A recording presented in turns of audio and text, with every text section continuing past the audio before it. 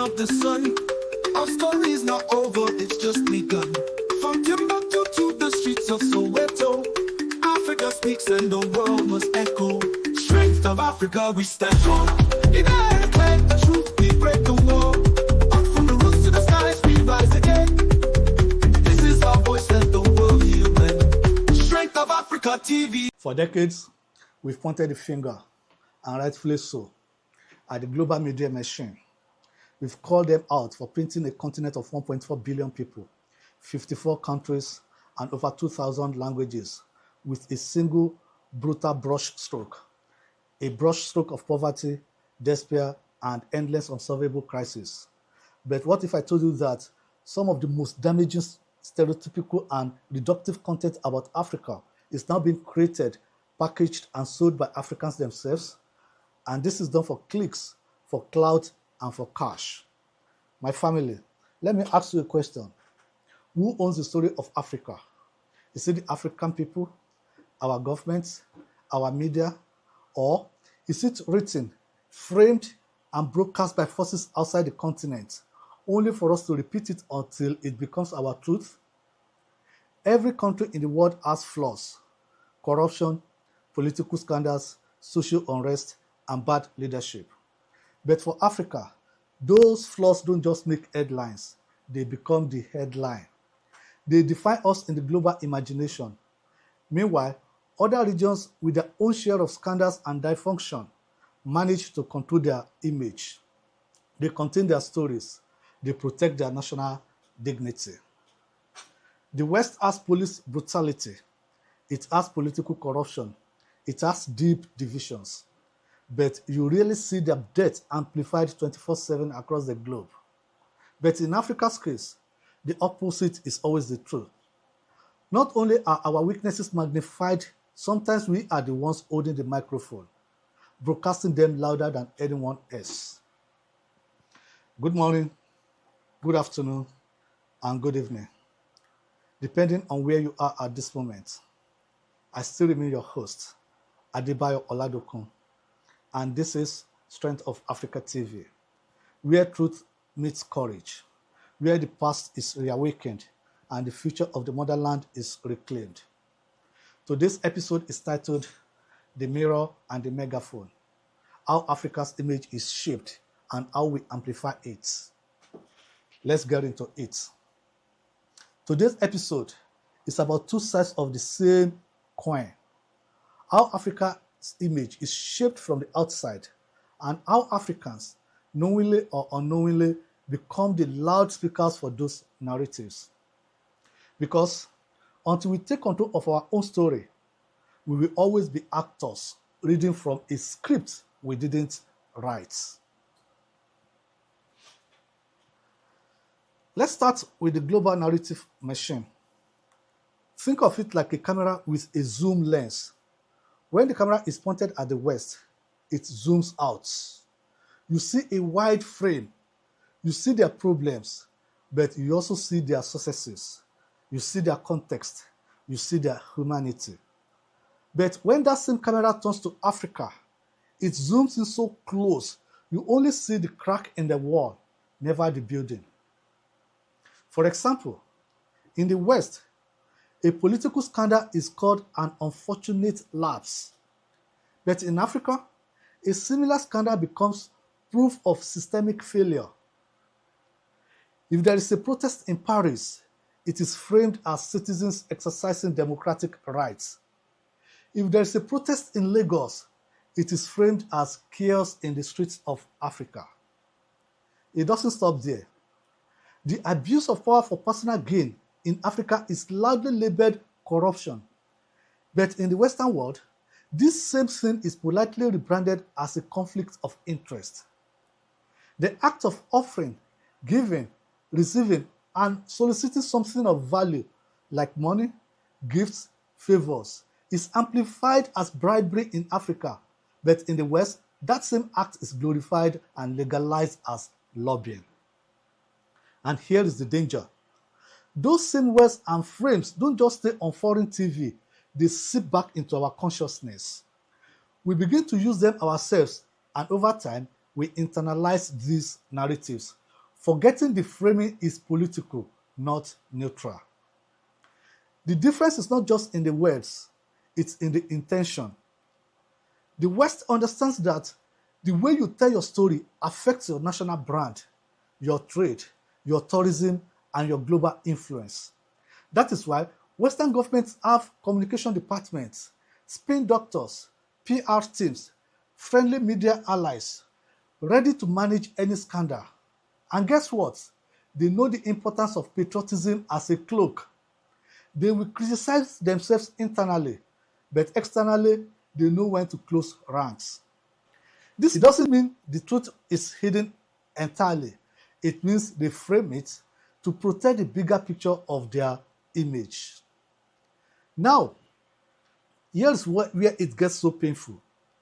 Even if the external media paints us in a bad light, that wouldn't be enough to ruin our image.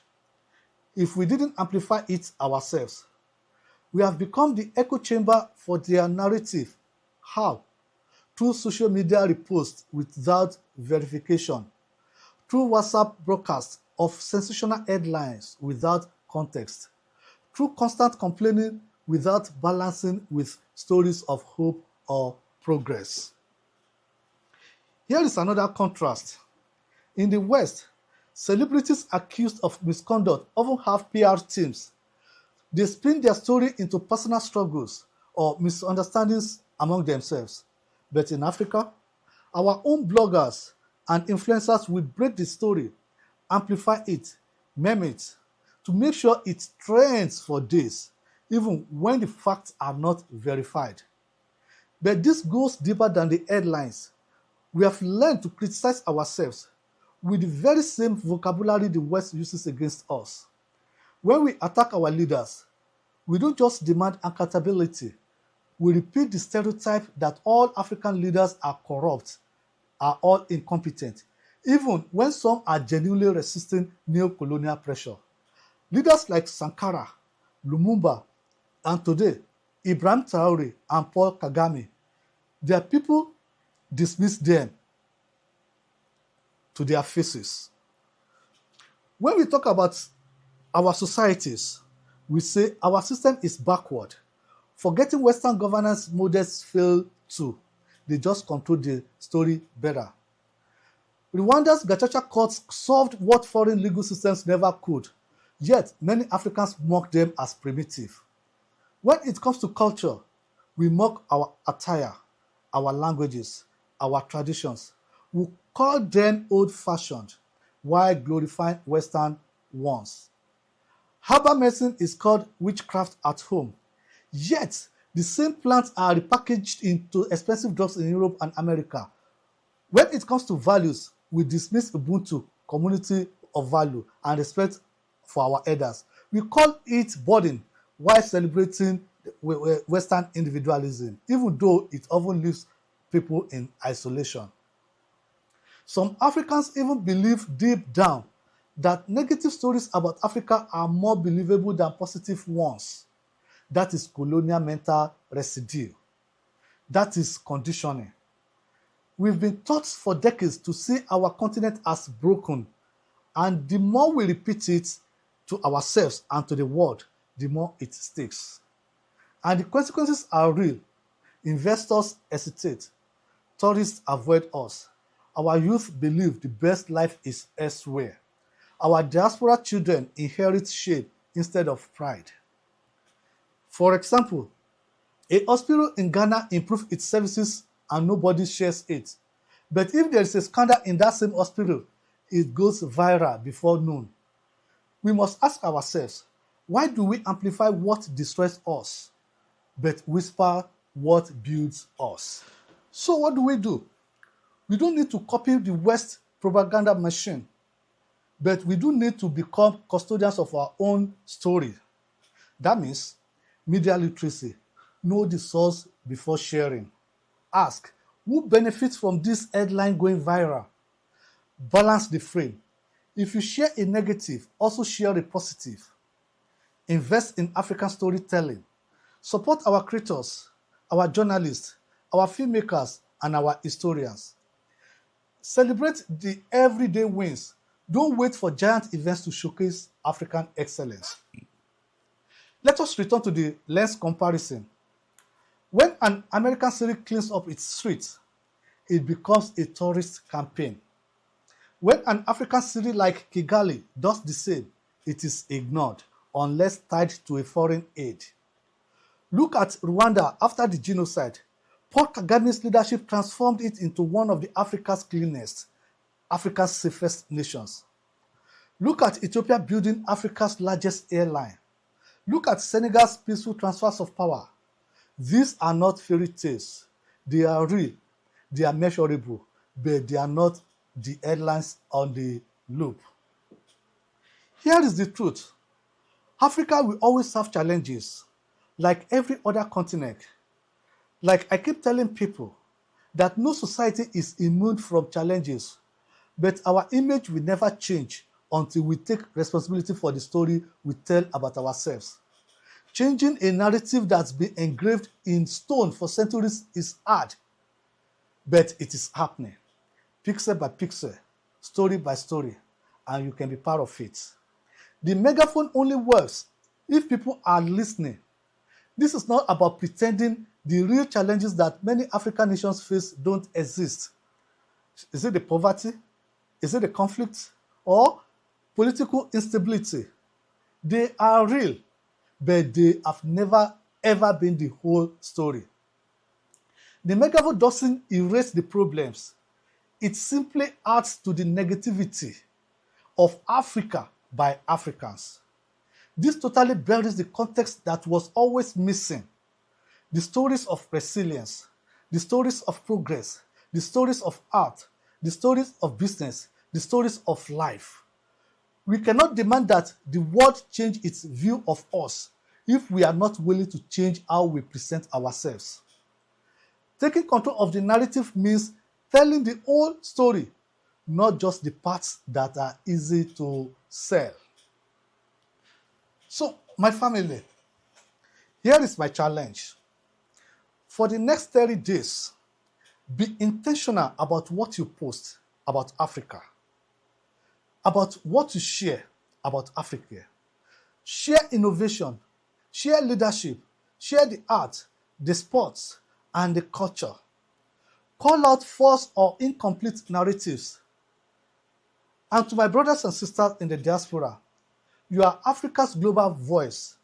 The way you speak about Africa to your friends, to your colleagues, to your followers, it shapes how the world sees us. Use that voice wisely, because if we don't control our microphone, someone else will, and they will not sing our praises. And let me leave you with this. If we speak poorly of ourselves, why should the world respect us? If we hide our victories, why should the world celebrate us? We must stop being echoes of foreign voices, echoing the insults of others. We must stop letting shame shape our identity. We must start amplifying the greatness within us. Africa's greatness is not a theory. It is alive. It is real.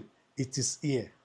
So guard your words, guard your posts, guard your stories, because words are seeds, and the harvest, for good or for evil, will belong to us.